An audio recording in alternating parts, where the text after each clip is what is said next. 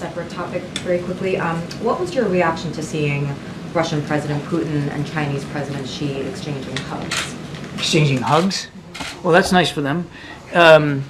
Look, you have two countries here, leaders of two countries that clearly are acting in various ways around the world inimical to our national security interests, to the interests of many of our allies and partners.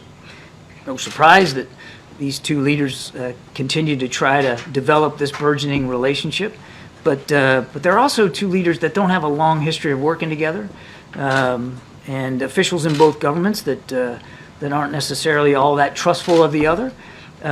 What they have in common is a desire to challenge the international rules-based order, challenge the network of alliances and partnerships that the United States enjoys and which President Biden has strengthened in his time in office, and to try to look for ways to bolster each other's national security interests as well.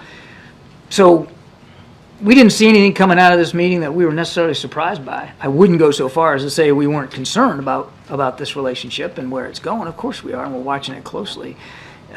But I'd leave it at that. Did you think that was a purposeful show of public display to send any kind of message to the U.S. or otherwise? Oh man, I'm not good at talking about personal human bodily affection one way or the other, so I think I'll leave it to these two gents to talk about why they thought it was good to hug one another.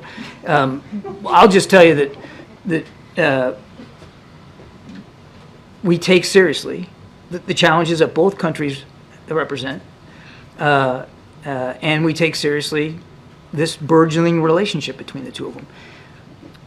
That said, in Ukraine specifically, we haven't seen President Xi rush to the effort to assist the Russian armed forces and provide lethal capabilities. We are deeply concerned and have said so. I think Karine mentioned it yesterday about some of these Chinese companies that are providing microelectronics and components for Russia's defensive weapon systems. That's a problem, and we've raised that with the Chinese as well.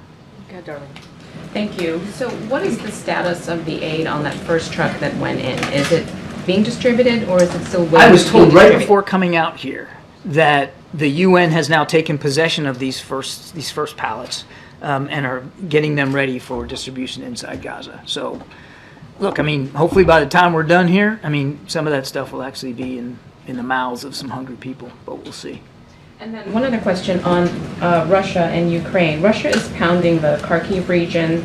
Is it time for the U.S. to revisit the prohibition on Ukraine against using American weapons in an offensive manner? We do not encourage, nor do we enable attacks using U.S. supplied weapon systems inside Russian territory. That's the policy. That has not changed.